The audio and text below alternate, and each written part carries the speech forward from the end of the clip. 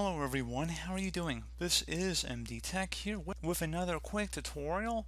In today's tutorial, I'm going to show you guys how to either pin or unpin extensions from the Google Chrome taskbar, meaning in earlier versions of Google Chrome you actually would have all your extensions listed out up here at the top.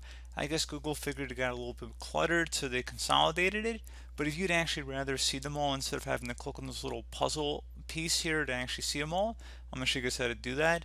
So pretty straightforward. All you have to do is just open up that puzzle piece. You see a list of your extensions here, and there's a little thumbnail or pin icon. Just would go ahead and left click on that, and then it would pin it right next to the extension button.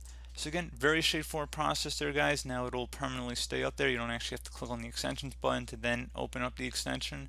So again, like I said, pretty straightforward. Do a buzz able to help you out, and if you want to remove it at some point, you could right click on it and select unpin, and then it just collapses back into the extension button.